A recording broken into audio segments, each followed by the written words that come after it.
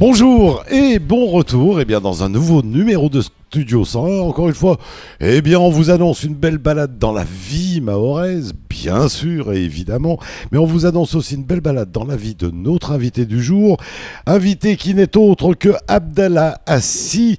Son prénom c'est Moussa, il est né le 19 juillet 1986 à Ouangani et il est producteur transformateur. Moussa, bonjour, est-ce que j'ai dit des bêtises, Moussa? Non, vous n'avez pas dit de bêtises. Né en 1986. Bien sûr. Donc ça nous fait quel âge, ça? Ça nous fait 29 ans. 29 ans, quel bel âge, mon Dieu, que l'on voudrait encore avoir, Moussa. Alors, Moussa, dis-moi tout. Tu es né à Ouangani. Bien sûr, je suis né à Ouangani, qui se trouve au centre de l'île. Et ouais, papa et maman, ils faisaient quoi dans la vie? Ils étaient artisans, agriculteurs, hein, Ouais. comme beaucoup de Mahorais. Hein. Alors j'imagine maman un peu plus à la maison à s'occuper des petits. S'occuper de nous et papa plus à la campagne, pour cultiver et nous ramener à manger. Et bien remplir les assiettes, bien sûr. Hein. Bien sûr. Et ouais. Grosse fratrie, vous étiez beaucoup de frères et sœurs? Oui, on est beaucoup, on est 12. Ouais. J'ai la chance d'avoir 9 sœurs. Ouais. Oh, et pratique puis, ça pour qu'on ait un 3 garçon. frères. Ah. Oui, exact, pratique. Et d'ailleurs, nous, on est vraiment les garçons, on est vraiment vers la fin. Donc, on a eu la chance d'avoir des grandes sœurs qui nous ont choyé toute notre enfance. Gâté, vous ça. Voilà, exact. Gâté. On a eu cette chance-là. Je comprends un peu mieux le sourire déjà. Quand on commence béni par la vie déjà comme ça. Exact. C'est bien une grosse famille. Oui, c'est bien une grande famille. Ouais. J'imagine que quand il y a une bonne ambiance, c'est génial. Bien sûr, c'est génial. Et ouais. Surtout, nous, on a eu la chance d'avoir nos sœurs qui nous ont vraiment tout donné quand on est petit jusqu'aujourd'hui. Hein. Ouais, bien sûr. Donc ils sont toujours là pour nous et bien sûr il y a les parents aussi derrière. Elles sont fiers de leurs frères aussi, j'imagine. Bien sûr, j'imagine. Je suppose bien. Alors que faisait le petit Moussa quand il était tout petit là, du côté de Ouangani? J'imagine très proche de la nature, très proche de la mer, du sport. Très proche de la nature. Nous, malheureusement, à Ouangani, on n'a pas de mer, donc on allait plutôt se baigner à la rivière, avec les amis, tout ça, les cousins. Le grand frère et on allait jouer au foot à la campagne quoi. Donc là où on pouvait avoir un petit espace pour jouer, on en profitait pour jouer, on allait ramasser des mangues. Puis de temps en temps il y avait un ancien qui venait calmer tout ça puis qui vous envoyait à l'école coranique à Chenet. Donc oui, bien sûr, parce que on tentait toujours de fuir de nous parler à l'école coranique pour aller jouer. Donc mais bon. Bon, alors donc un petit peu de Chaudy. Après, j'imagine que l'école se rapproche. Tu démarres l'école à quel âge? À 6 ans.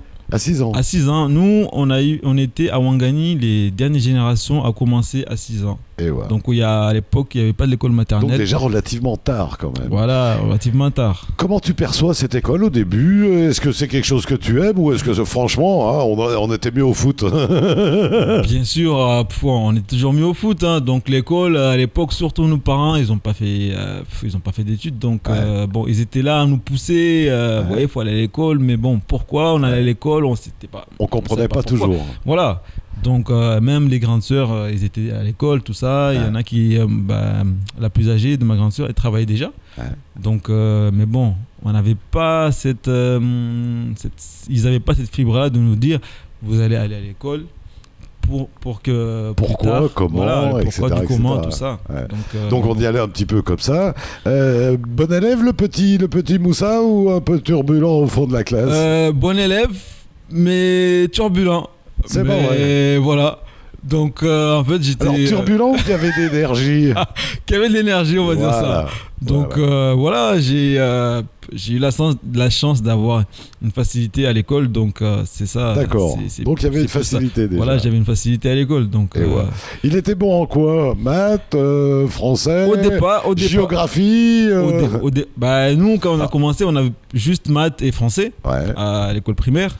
Donc, en fait, j'étais à l'aise les deux. Plus maths, mais les deux. Après, en fait, plus j'avançais, plus, j'ai lâché un petit peu le français et puis voilà, je pensais plutôt vers le maths. Plutôt sur le calcul, plutôt donc sur le maths, ouais. D'accord. À travers cette petite école, ces petites écoles, des gens importants que l'on a croisés quand même, déjà des instituteurs dont on se souvient toute sa vie Pas vrai. Moi, je me souviens plutôt de certains instituts parce que bon, on recevait beaucoup. D'accord. Donc, pas plus. En fait, c'était pas vraiment des bons souvenirs, quoi. D'accord. Les années passent, on change, on grimpe, on quitte la petite école. Voilà. On passe au collège. On passe au collège.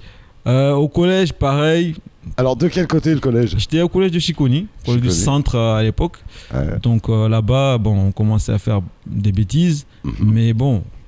Comme j'ai rappelé avant, j'avais la chance d'avoir une facilité à l'école. Ouais. Donc voilà, ça passait. Donc pareil, là, les années... Donc j'y arrivais à avoir des bonnes notes. Ouais. Mais derrière, bon, c'était pas terrible, quoi. D'accord. Donc après, on avance, on arrive au lycée, donc ? On arrive au lycée, c'est de Sada. Donc là, il faut commencer à mettre des choix sur ce qu'on va faire, quand même. Voilà, même pas. Sincèrement, même pas. Moi, comme j'étais à l'aise dans les matières scientifiques, très à l'aise, donc je m'étais dit j'allais faire S. Mais bon, après, comme mon grand frère il faisait S, il m'a conseillé pourquoi pas faire STI. Ouais. Donc vraiment par hasard, quoi. Ouais. C'est vraiment tombé au hasard. J'ai fait STI génie énergétique. Ouais. STI, c'est quoi déjà ? Sciences, technologies industrielles. Et industrielles. Donc voilà, comme cette option-là, il n'y en avait pas à Mayotte, donc je suis parti à Métropole à 16-17 ans. Et voilà. Pour continuer là-bas. Donc pendant le lycée, tu es parti déjà ? Voilà, j'ai fait la seconde SES au lycée de Sada. Ouais. Après, je suis parti à Métropole. Et voilà, c'était la première fois ? C'était la première fois que je partais à Métropole. Premier départ à Métropole. Grande découverte, j'imagine. Grande découverte, bien sûr. Bon, j'avais eu la chance avant de voyager un peu, donc... quand même. Oui, voilà, avec le sport. Comme je faisais beaucoup de sport. Donc, j'ai eu la chance avec la sélection de volley de voyager un peu. Donc, j'avais un petit peu l'esprit déjà ouvert. Ouais, il y avait déjà des idées de savoir donc, à peu près comment c'était ailleurs. Donc, c'était à l'extérieur. Qu'est-ce qu'on avait fait ? La Réunion, Madagascar ? J'étais à Madagascar en 2001 pour le Jeu des îles. Ouais. Après, j'étais à La Réunion aussi. Et ouais, donc oui, on a déjà quelques contacts. On voit que c'est différent. Voilà, on voit que c'est différent. Donc le choc est moins dramatique. Exact. Il y a quand même un choc. Il y a quand même un choc. Mais c'est moins dramatique. Il est dû à quoi ? L'éloignement de la famille, la chaleur, la température ? L'éloignement de la famille, la température. T'étais de quel côté là-bas en Métropole ? J'étais à Angers. Oui, ça va. J'étais à Angers, ça va. Il commençait à faire un peu frais. Ouais. Mais ça va. Après, voilà, on arrive là-bas, c'est pas du tout pareil qu'à Mayotte. Tout à fait. Là-bas, on voit les bâtiments, on voit les bus, et on comprend pas grand-chose. Ouais. Mais bon, c'est comme ça, c'est une grande découverte, quoi. De panneaux routiers où voilà. On se dit, il y a tout ça. On le voit à la télé. Ouais. Mais voilà. Ouais. Quand on arrive face à face, c'est autre chose. Ouais, donc ça change. Là. Ça change. Alors, on continue donc là-bas le lycée. STI. Le lycée, STI, je suis arrivé en première là-bas. Ouais. Donc. Des problèmes J'étais bon, je parlais pas très bien en fait, bon, je maîtrisais l'écrit, mais j'avais un petit peu de mal en fait à l'oral à parler le français parce que j'avais pas l'habitude en fait. Donc à Mayotte, on parlait le malgache. Qui est ma langue maternelle, le maoré, à la maison. Donc, en fait, on n'a pas l'habitude de parler français couramment. Ça n'a pas laissé de traces, je te rassure. Donc le choc, l'installation là-bas, et la vie continue donc ? La vie continue. Donc, je suis arrivé à Métropole en première, j'avais un petit peu de mal. Là, c'était le choc. À l'école, à Mayotte ici, c'est cool. Ça va doucement. Ouais. Donc, dès que j'arrive là-bas, en fait, on a les cours. Je ne révise pas. Je m'étais dit que ça allait être comme ici. Mais pas du tout. Pas du tout. La sanction tombe rapidement. La sanction tombe rapidement. Parce qu'à l'école, je comprends. En fait, je comprends quand on fait les cours. Ouais. Mais derrière, voilà, je ne retiens rien. Ouais. Parce que ça enchaîne, ça va vite. Donc, quand les notes ils arrivent, c'est catastrophe. C'est la catastrophe. C'est la catastrophe. Et ouais. Alors, qu'est-ce qui se passe là, après ce moment-là ? Qu'est-ce qui se passe ? Là, je réagis parce que... On réagit, on se ressaisit. Voilà, je me suis dit, bon, moi, je ne vais pas aller à Métropole pour glander. Donc, c'était un objectif déjà. Papa et maman ne travaillent pas là-bas pour voilà, que je donc glande j'avais déjà cette ailleurs. conscience-là. Tout à fait. J'avais cette conscience-là, donc je m'étais dit, bon voilà, il faut que je fasse tout pour réussir, quoi. Ouais. Du coup, en fait, après, j'avais la chance d'avoir des profs qui étaient vraiment là pour nous. Ouais. Donc, mais bon, ils sentaient un élève sensibilisé, donc bien sûr, c'est le rôle d'un prof après. Voilà. Hein. Donc, mais bon, tant mieux qu'ils aient été là. On arrive donc jusqu'au bac. On arrive au bac, j'obtiens le bac avec mention. Bah, joli rattrapage quand même. Quand même. Bien sûr. Donc le constat, le bilan avait été efficace. Oui, le petit bonhomme s'était redressé. Exact. Voilà. Donc on arrive au bac, on a le bac avec mention. Voilà, exact. La vie est belle. La vie est belle, ouais. Bah, le résultat des efforts aussi dans la vie. Hein. Bien sûr, bien sûr. Bah, voilà. Donc tu m'as parlé que pendant ce temps-là, il y avait le volet. Voilà. Et en fait, moi, c'est arrivé quand le volet? Depuis tout petit. Hein. Et comment? J'ai commencé par le foot. Après, basique. Donc, en fait, dans mon entourage, j'avais mon grand cousin qui faisait du volley. Ouais. Son papa, en fait, c'est lui qui a amené le volley à Ouangani. D'accord. Donc, voilà. Donc, il y avait quand même un truc historique, là, quelque part, qui faisait qu'on était aspiré par le volley. Aspiré par le volley. Donc, en fait, c'est lui qui m'a amené petit à petit. Je commençais, je venais voir les autres. Donc, déjà à Mayotte. Déjà à Mayotte, oui. Donc, j'allais voir tout ça. En fait, les gens jouaient. Au fur et à mesure, j'avais envie de toucher un peu. J'étais en dehors du terrain. Je commençais à toucher un petit peu la balle. Petit à petit, j'ai intégré le groupe. Donc, ça a commencé comme ça. Et puis, c'est avéré qu'en fait, c'est mon sport, quoi. C'est mon sport préféré. Parce que je pratique le volley, le basket. Donc, alors sport d'équipe et non pas sport individuel. Pas forcément, parce que moi tout ce qui est les sports sans ballon, là c'est difficile. Ouais, donc les sports avec même parce que j'ai pratiqué aussi le tennis à Métropole, donc pas forcément sport. Mais on a l'impression qu'on se sent mieux en équipe quand même. C'est sûr, on se sent mieux en équipe. Et voilà. Donc voilà. Donc ça, le sport, il te suit partout. Partout. Donc à Angers aussi. Angers, oui, j'ai eu la chance de jouer au SCO d'Angers. À un niveau moyen, j'ai joué en N3, National 3 à Angers. Donc déjà, le sport, un véhicule de sociabilisation. Exact. Donc ça permet de rencontrer pas mal de gens, de s'ouvrir au monde, d'être accueilli. D'être accueilli. On dit, je suis pas mauvais en volley. Bon, voilà, il y a des portes qui s'ouvrent. C'est une facilité. Donc on a toujours des amis sportifs partout. Exact. Donc voilà, ça m'a permis quand même de rencontrer pas mal de gens, pas mal de bonnes personnes. Donc ça m'a permis d'avoir des ouvertures que j'aurais pas pu avoir sans le sport. Donc tout ça se mène en parallèle, on a le bac. Qu'est-ce qui se passe après le bac? Après c'est l'UIT. Je suis parti à l'UIT, Institut universitaire technologique à Nantes. Donc la première année c'était difficile. Après en fait j'ai repiqué. Et la deuxième année ça s'est bien passé. Après la troisième année là c'était difficile. Après en fait en IIT de Nantes en fait on peut pas redoubler. Donc j'ai pas eu la chance de valider mon DIT. Mais bon, c'était pas un frein pour moi. Donc je me suis bien battu, j'ai pas réussi à l'avoir, j'ai pas eu la possibilité de le refaire. Il y avait quand même la connaissance. Voilà, il y a quand même la connaissance. Donc voilà. Après les 3 ans passés à Nantes, je suis parti à Bordeaux. Bordeaux. Oui, voilà. Donc je suis parti à Bordeaux. Et là, on a fait quoi? Je suis parti à Bordeaux, là où il y avait ma femme actuelle. Hein. Donc elle habitait là-bas, elle faisait ses études là-bas. Et donc moi, je l'ai beaucoup suivie dans ses études. Hein. Elle faisait des études en économie. Donc en fait, j'ai beaucoup suivi, je l'ai aidé dans tout ce qui est scientifique, parce qu'en économie, il y a beaucoup de maths. Donc je l'ai beaucoup aidé à ce niveau-là. Donc au fur et à mesure, en fait, je me suis rendu compte que je m'étais trompé d'orientation. C'est pas vrai. Si. Je m'étais trompé d'orientation. Donc en fait, je me suis rendu compte que tout ce qui est économie, tout ça là, en fait, c'était ça mon truc, quoi. Malgré ça, j'ai aimé ce que j'ai fait à l'école. Hein. Bien sûr. Mais et puis il en reste toujours quelque chose. Voilà, il en reste toujours quelque chose.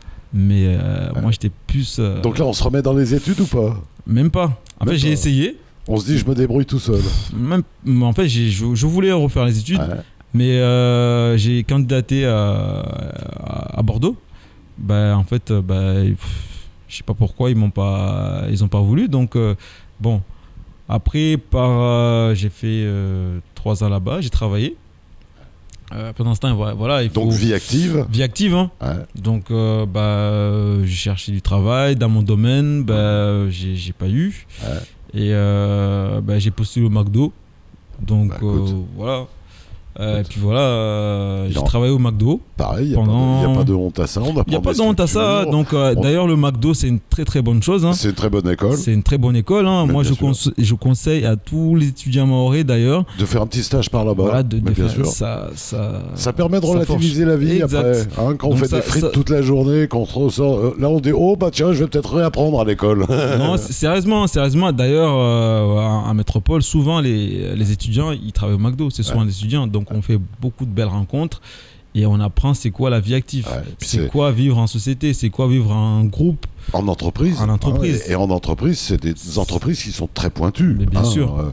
Même si ça ne fait que fabriquer des pâtes, des frites et des steaks hachés, derrière, il y a tout un organigramme. Il y a toute une organisation derrière. Au gramme près, au demi-centime près.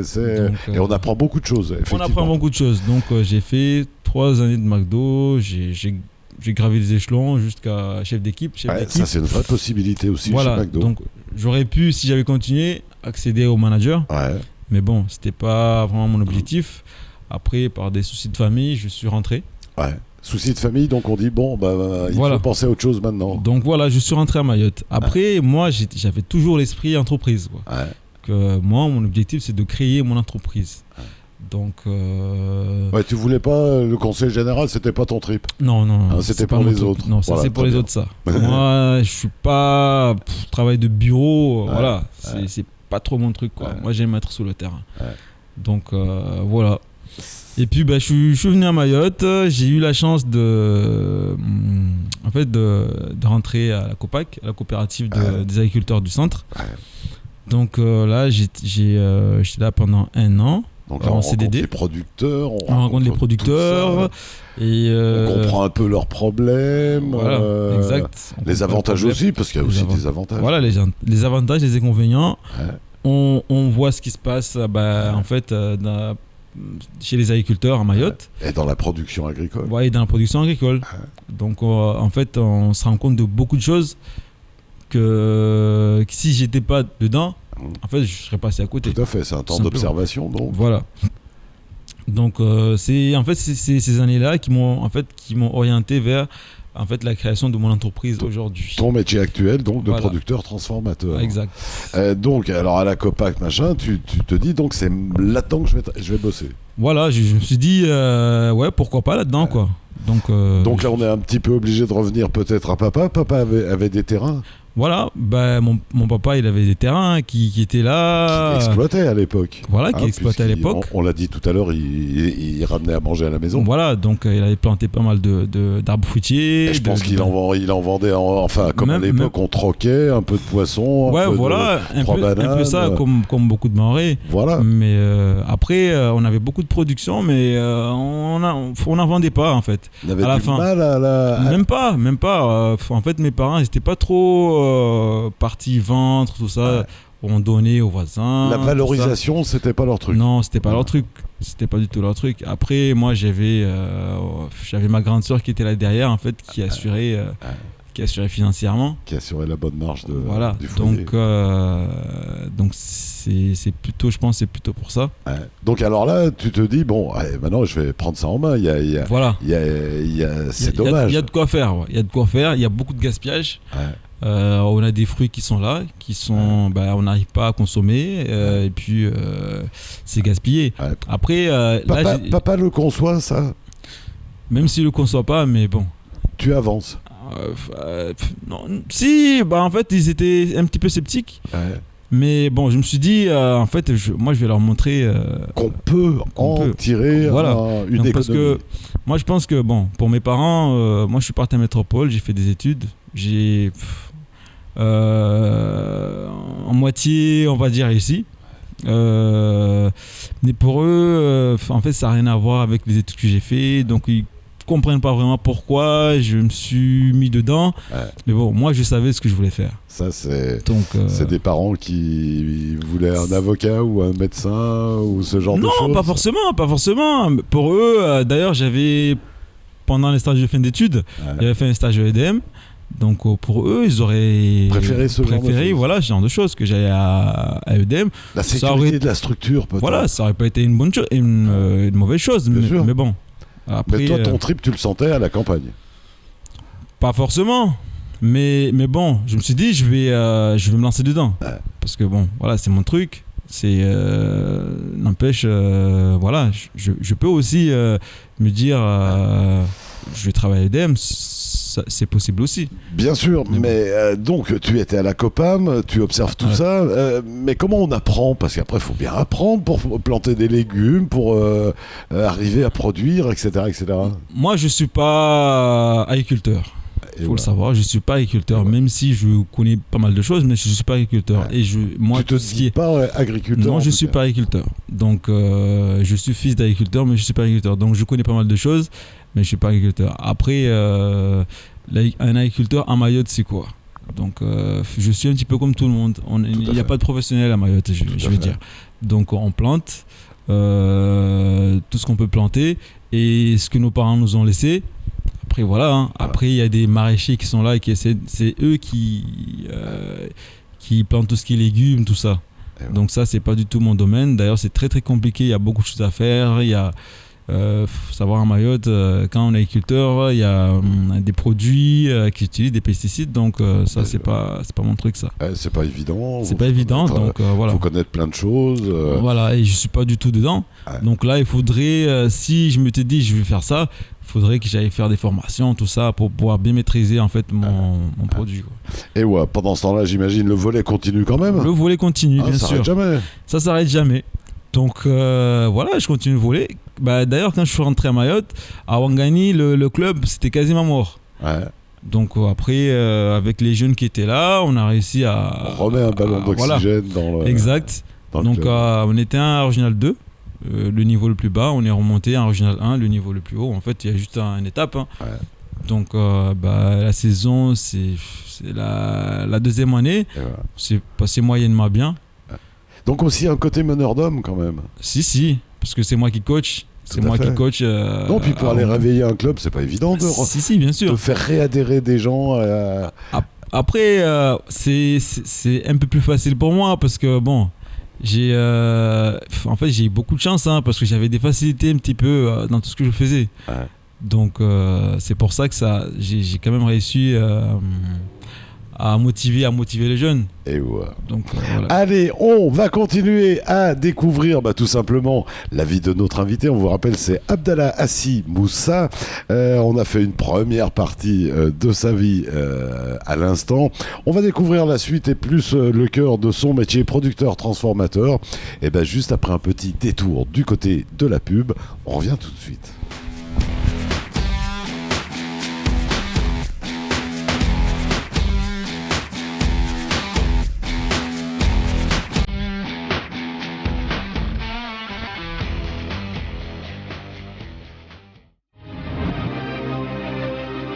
L'info qui concerne Mayotte est sur l'infoquasi.fr. Véritable fil d'information mahoraise, l'infoquasi.fr est totalement gratuit. Pas de long discours, une photo, une vidéo et 2 phrases d'explication. C'est suffisant pour comprendre une information. L'info en temps réel est totalement gratuite, c'est uniquement sur l'infoquasi.fr. L'infoquasi.fr pour tous ceux qui veulent tout savoir et tout de suite. L'infoquasi.fr, il fallait le faire.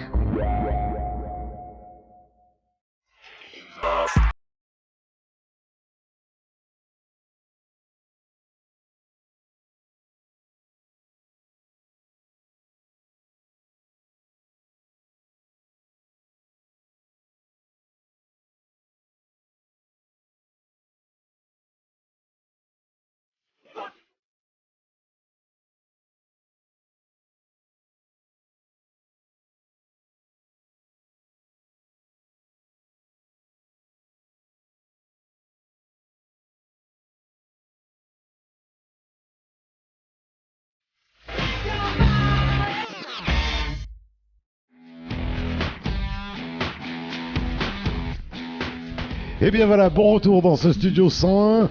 Je vous rappelle encore une fois qu'aujourd'hui on se fait une belle balade dans la vie mahoraise, dans la vie et l'histoire mahoraise. Et une belle balade bien sûr dans la vie de notre invité. Notre invité c'est Moussa, on vous rappelle, il est né en 1986 du côté de Ouangani. Il est producteur transformateur. On va découvrir tout de suite ce qu'est ce métier à Mayotte.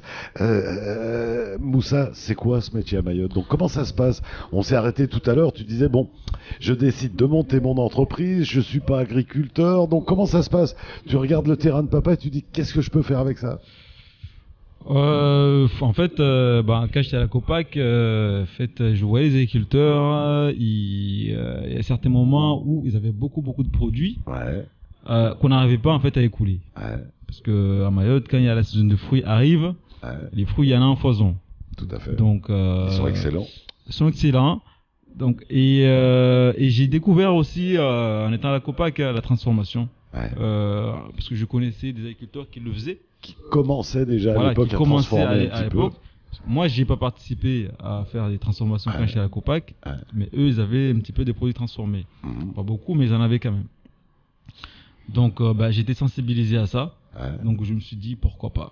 J'imagine que ton passage en métropole t'avait amené tout ce qui est cette culture autour des fruits, bien les sûr. fruits pressés, Oui, les bien jus, sûr, des jus, les tout pâtes ça. de fruits, tout ça. Exact, tout ça. Mais je savais pas qu'en fait, on pouvait le faire à Mayotte, qu'il y avait une unité qui permettait de faire ça. Donc, en fait, ça m'a permis de voir ça. Comme j'ai su qu'on pouvait le faire, je me suis dit, voilà, je vais aller, j'y vais. Donc, alors aujourd'hui, tu produis quoi et tu transformes quoi? J'entretiens tant bien que mal en fait ce que mon papa a planté.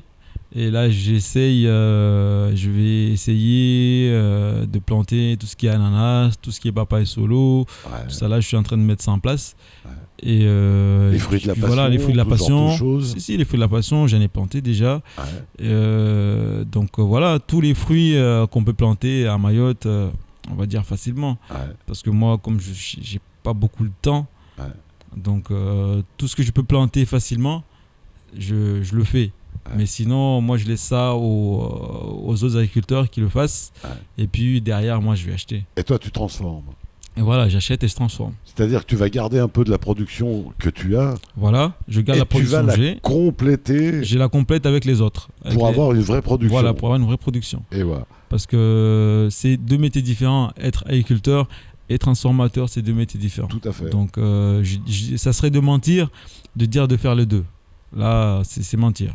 Donc, moi, je préfère me concentrer plutôt dans la partie transformation que dans la partie production. Et donc transformation, tu vas transformer quoi et en quoi? Je transforme tous les fruits. Donc là, au commencement, là, je faisais que du jus de fruits, c'est un nectar de fruits. Le premier truc auquel on pense. Voilà, et c'est le plus simple. Tout à fait. C'est le plus simple. Donc j'ai commencé par là, j'ai commencé à faire du jus, j'ai commencé à prospecter un peu, à me faire connaître. Donc le jus, il faut le stériliser, il faut tout ça, il y a tout. Donc à l'atelier agroalimentaire là-bas, en fait eux, ils ont des techniciens là-bas en fait qui sont là pour nous accompagner à faire en fait tout ce qu'on veut faire. Donc à transformer les produits. Donc il y a le basique, donc, les jus de fruits. Voilà. Ensuite. Donc après, dans mes projets futurs, je voyais déjà faire de la confiture.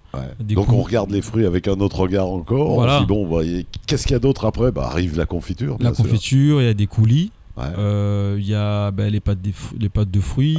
Après, il y a des fruits séchés. Donc il y a pas mal de choses qu'on peut faire. Il y a aussi dans tout ce qui est genre papaye râpé, tout ça, c'est dans les projets. Les achats. Des achats aussi. Il y a pas mal de choses qu'on peut faire. Donc, et moi, c'est étape par étape. Moi, je maîtrise d'abord la production de jus. Là, je passe à la jus plus confiture. Une fois c'est bien maîtrisé, là, je passe, c'est étape par étape. Moi, je fais pas tout d'un coup parce que je sais que si je veux faire ça, je vais me casser la. On peut tout transformer à Mayotte. Oui, on peut quasiment tout faire, oui. Quasiment. Hein, quasiment tout faire, oui. Alors il y a certaines choses qui s'arrêtent peut-être qu'au jus de fruits, ou on peut peut-être pas les faire sécher. J'imagine que le fruit de la passion sec, ça doit pas exister. Non. Voilà, non. on va le retrouver pas de fruits. On va le retrouver sous d'autres formes. Sous d'autres formes. Hein. Moi, d'ailleurs, le fruit de la passion, moi, j'utilise comme base pour rehausser le goût de tous mes produits. Comme excipient, on dit. Voilà. Je crois, hein. Donc, c'est-à-dire exhausteur de goût. Voilà. Exhausteur de goût. Exactement. Donc, et ben voilà. Donc là, on commence vraiment avec la production de la parcelle. Et on a commencé donc avec d'autres producteurs. Mon associé. Ouais. Mon associé, Omar Boitia. Ouais. Donc lui, d'ailleurs, c'est un agriculteur. Ouais. C'est un agriculteur. Donc complémentaire. Complémentaire, oui. Donc, voilà, lui, il avait ses produits à lui aussi. Ouais. Donc, avec mes produits à moi, donc ça nous a permis de débuter, tout simplement. Donc, voilà. C'est à Mayotte, on pourra, avec le temps, avoir une vraie production de tout ça, qui tienne toute l'année. On voit souvent les gens se plaindre de la saisonnalité dans toute cette production-là. On pourrait, oui. Il faut que les agriculteurs aient de la volonté de se spécialiser. Ouais. Ça, c'est très, très difficile. Donc, eux se disent, s'ils se spécialisent, ils prennent beaucoup de risques. Ouais. Mais pour moi, le risque, c'est là, ce qu'ils font là. Parce qu'en fait, ils produisent un petit peu de tout. Ouais. Donc, en vivre de l'agriculture aujourd'hui, c'est difficile. C'est pas évident. C'est pas évident. Parce que, en fait, ce qu'il faudrait faire, c'est de se spécialiser et d'avoir ces produits-là à qui va prendre ces produits, qui va les acheter. C'est plutôt ça. Chercher. Après, il faut savoir aussi, c'est qu'il y a des endroits où certains fruits, ça va plus que d'autres. Tout à fait. Donc, ça faut connaître. Ça, il faut connaître. Mais ce qui est pas évident pour les agriculteurs, parce que pour eux, ils cherchent des produits où ils vont gagner tout de suite. C'est pas ça, en fait, c'est pas ça. Être professionnel, c'est pas ça. Des fois, il faut être un petit peu patient. Bah oui. Donc, voilà, c'est comme, c'est comme quelqu'un Il faut quelques années pour faire un manguier. Voilà, il faut quelques années pour faire un manguier. Donc, si on s'est trompé sur l'espèce, sur le produit, là, on s'est planté de 10 ans, 15 ans. Je plaisante, mais ça va vite dans l'agriculture. Bien sûr. Donc, la moindre erreur, on peut la payer très cher. On peut la payer très cher, oui. Donc c'est pas, malgré tout, c'est pas évident. C'est pas évident. Donc aujourd'hui, alors tu produis surtout des jus. Premier autre produit, ça va être quoi? Ça va être sur des basiques, la mangue, l'ananas. La mangue, ananas, banane. Ouais. Je mets quasiment tout, partout des fruits de la passion, de la passion, et le fruit de baobab. Bien sûr. La coco, j'imagine. Non. Coco, non. Ça, c'est trop compliqué, ça, pour moi. Ça. C'est compliqué. Ouais, pour moi. D'ailleurs, je sais pas du tout comment on le fait. Donc, ça, je laisse. Coco séché, par exemple. Coco séché, pour l'instant, non, je fais pas. Parce que moi, j'essaie vraiment de faire des produits où beaucoup de gens aiment. Ouais, et puis où on est un peu novateur, la confiture, on la trouve pas facilement. Voilà, on la trouve facilement. Donc, moi, le coco CC, je sais pas. Je sais pas trop. Donc, moi, j'ai goûté, ça m'a pas trop plu. Donc, moi, déjà, je commence déjà par les produits que j'aime. Déjà. Que tu maîtrises. Que je maîtrise. Après, j'essaie de m'étaler. Tout à fait. Donc, on a quelques jus. Le nom de la marque, est-ce qu'il y a une marque Il y a une marque, oui. Il y a une marque, c'est Nema la fraîcheur locale. Ouais. C'est ça la marque. D'accord. Donc là, on est garanti dans du produit local, bien sûr. Tu n'importes rien. Non. Et ouais, tout est produit à Mayotte. C'est produit à Mayotte avec des produits mahorais. Et on sait que les produits mahorais sont... Toi qui as vu l'extérieur, ils sont bio. Bien sûr, c'est bio. Il y a très peu d'engrais, il y a très peu de... Dans tout ce qui est fruitier. Oui, il y a dans tout ce qui est fruitier, c'est sûr, il n'y a pas d'engrais, tout ça. C'est une vraie chance. Ouais, bien sûr, c'est une vraie chance. Toi qui as vu la métropole, les vergers qu'on inonde de produits, de machins, et tous ces agriculteurs qui cherchent à en sortir en ce moment. Voilà, bien sûr, on s'en rend compte que c'est pas forcément une très bonne chose en métropole. Donc pour toi, c'est une richesse c'est une richesse que les anciens vous ont transférée gentiment. Que les enseignes ont transféré, oui, mais que certaines personnes aujourd'hui ne s'en rendent pas compte. Mais tout à fait. Donc, surtout les personnes qui sont dans le domaine, il y en a beaucoup qui ne s'en rendent pas compte. C'est de la chance d'avoir des produits. Que c'est une valeur ajoutée. Voilà, c'est une valeur ajoutée d'avoir des produits sains. Pour monter tout ça, tu as galéré. J'ai galéré, oui, bien sûr, mais j'ai eu la chance d'avoir en fait ma femme en fait dans ses études, elle fait tout ce qui est montage de projet, donc c'est elle qui était derrière. Sans elle, sincèrement, j'aurais pas pu créer, ou j'aurais eu encore beaucoup plus de difficultés pour créer. Donc la rédaction du projet et tout ça, c'était elle qui était derrière à le faire. Le statut, c'est un statut quoi? C'est un statut d'entreprise? Une SARL? C'est une SARL, oui. Comme j'ai un associé, c'est une SARL. Et voilà. Et donc, alors là, aujourd'hui, tu en es à combien de temps d'existence? Là, on est à 1 an. 1 an? 1 an d'existence. Jusqu'à maintenant, tu es en phase avec ce que tu pensais faire? Pas forcément, mais bon, c'est pas trop grave, parce que j'ai un petit peu de difficulté à un certain moment. Donc, mais pour moi, c'est des étapes à passer. Donc, mais bon, moi, je regarde loin. Moi, dans mes projets, je vais atteindre mes objectifs. Je suis en train d'y arriver. Donc voilà, c'est pas grave. Les difficultés que j'ai pu rencontrer pendant ces 1 an, c'est un enrichissement. Tu es rentré dans un groupement Saveurs et Senteurs de Mayotte. Saveurs et Senteurs de Mayotte. L'intérêt, c'est quoi? Au début, en fait, c'était... moi, je voyais pas trop l'intérêt au début. J'étais un petit peu réticent au début. Mais bon, ça permet quand même de côtoyer les personnes du milieu, de se faire connaître, d'être en groupe. Il faut savoir que en fait, faire des choses solo, c'est difficile. C'est très difficile. Il vaut mieux être en groupe qu'être tout seul. Bien sûr. Donc, il y a des difficultés que les autres. Ça évite de reproduire les erreurs que d'autres ont déjà faites. Exactement. Donc, tu es fier de participer à la mise en valeur de Mayotte? Parce que c'est une mise en valeur, ça, de ces produits. Bien sûr, je suis fier. Je peux pas ne pas être fier. Donc, faire connaître Mayotte, des produits mahorais, voilà. Quand en métropole, tu voulais te faire plaisir et que tu achetais un ananas et que quand tu le croquais, tu avais l'impression de manger de l'eau, tu te disais où sont mes ananas de Mayotte? Sincèrement. Parce que moi, je me rappelle toujours, d'ailleurs, j'adore ça, l'ananas. Je me rappelle toujours, mon père, il en plantait, mais on en avait plein. On savait même pas quoi faire avec. Parce du sucre. Voilà, on n'en vendait pas. Donc, franchement, c'était excellent. Et on croquait dans du sucre. Voilà, dans du sucre, du nectar. Exact. Donc, mais bon. On fait avec, quand on est métropole, on fait avec ce qu'il y a là-bas. Tout à fait. Mais c'est là qu'on se rend compte quand même de la qualité exceptionnelle des produits mahorais. Bien sûr. On dit mince, chez moi, ça n'a rien à voir. Quand vous goûterez un ananas de chez moi... D'ailleurs, quand les métros, quand on leur dit, ils croient pas. Ils croient pas. Tout à fait.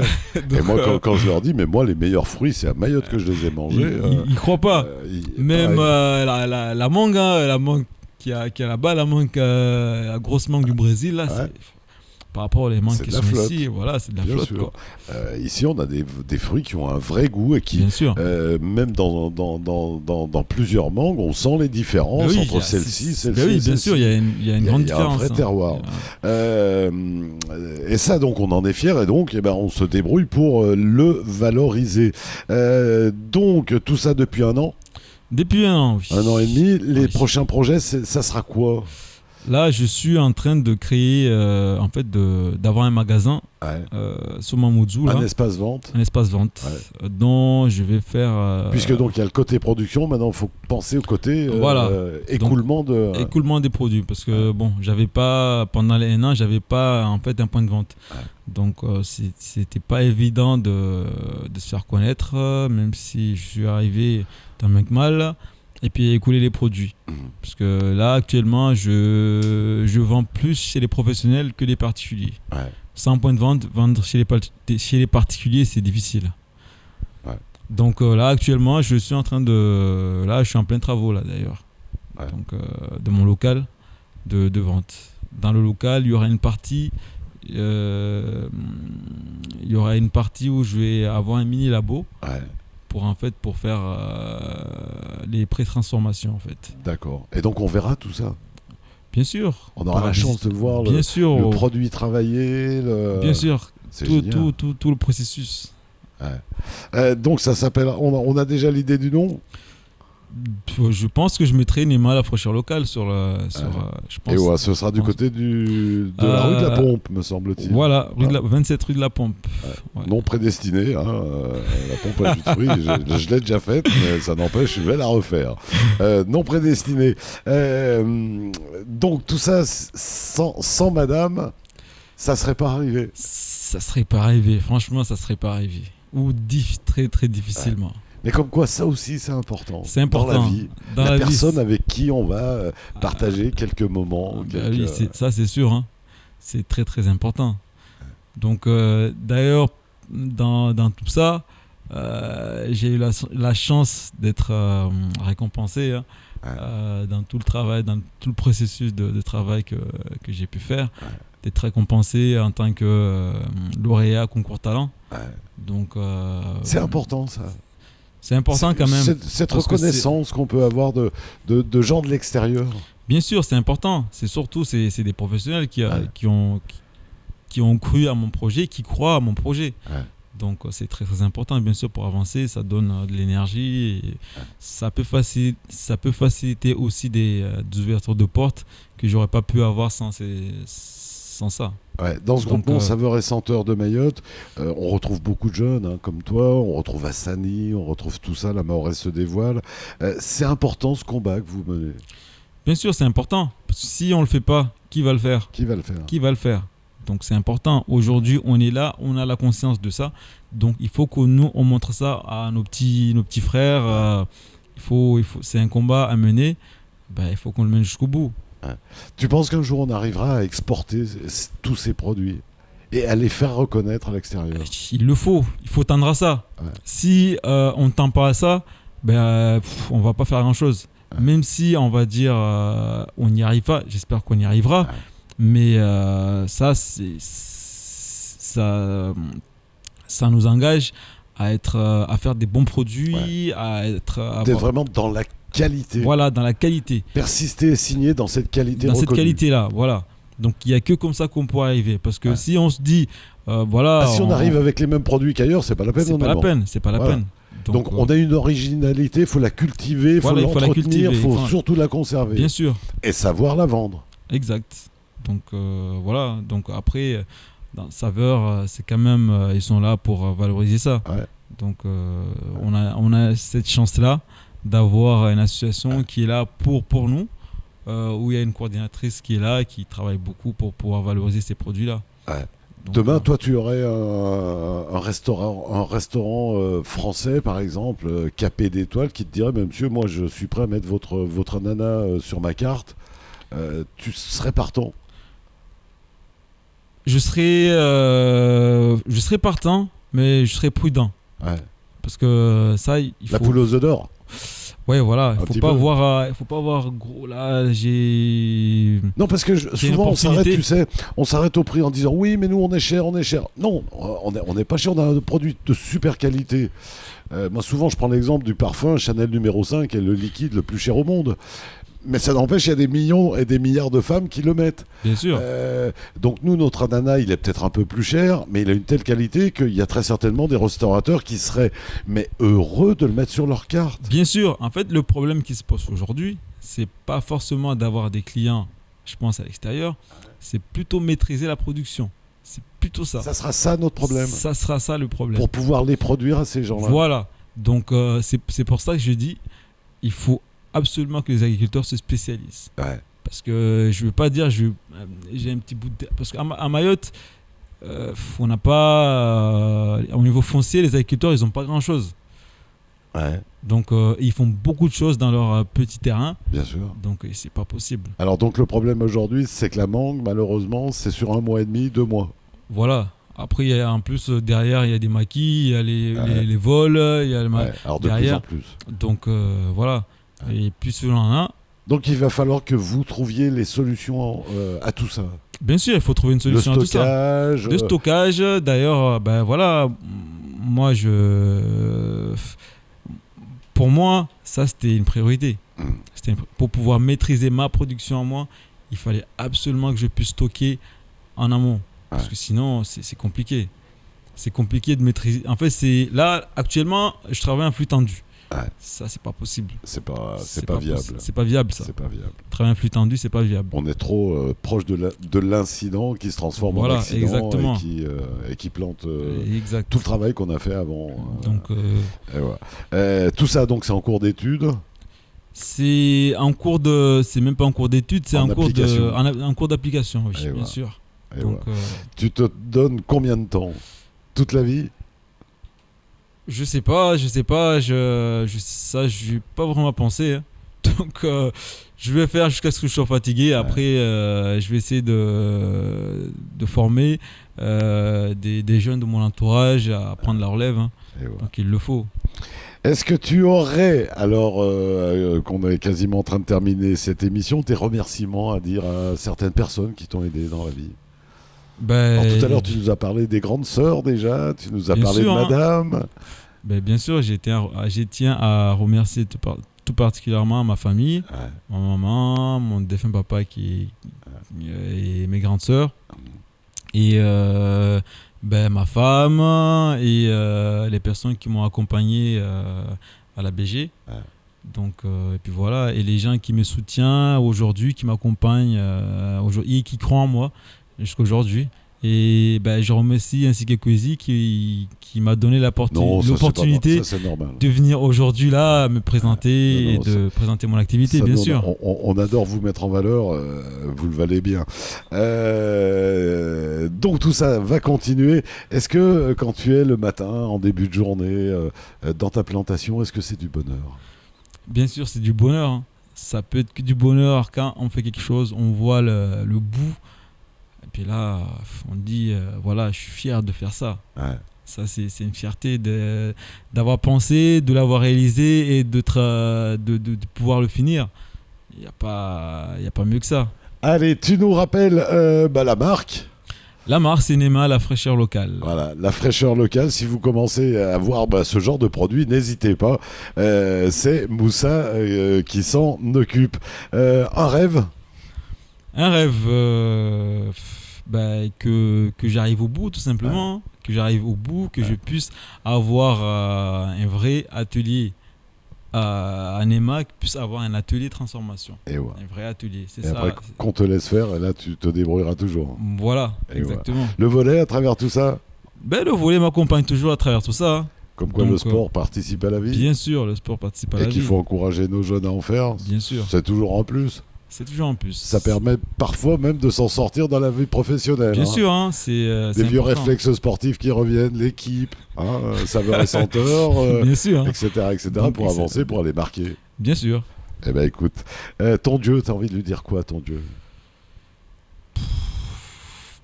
Il t'a gâté pour l'instant? Bien sûr, il m'a gâté. Comme beaucoup de gens, il m'a gâté. Mais bon.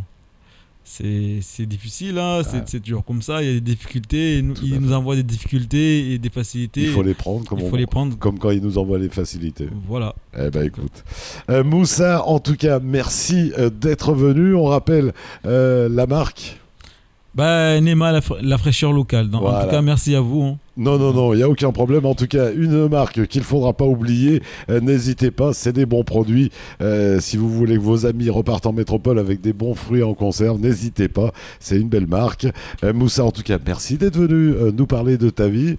Bon courage pour la suite. Et puis, prends du plaisir quand tes enfants croqueront un bon ananas comme ça, là, juste coupé, sorti du jardin, tout frais. Là. Bien sûr, merci. Allez, on se retrouve pour un autre Studio 100 dans tout juste une semaine.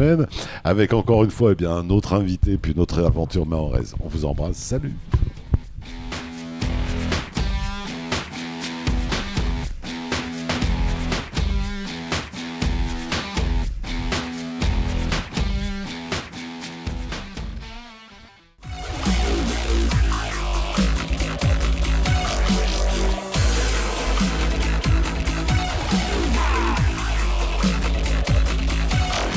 Bonjour Bonjour à tous, c'est Ornella Perrine, votre Miss Météo sur KTV. Retrouvez-moi du lundi au vendredi à 19h35, juste après le JTM et aussi pendant le week-end. À bientôt!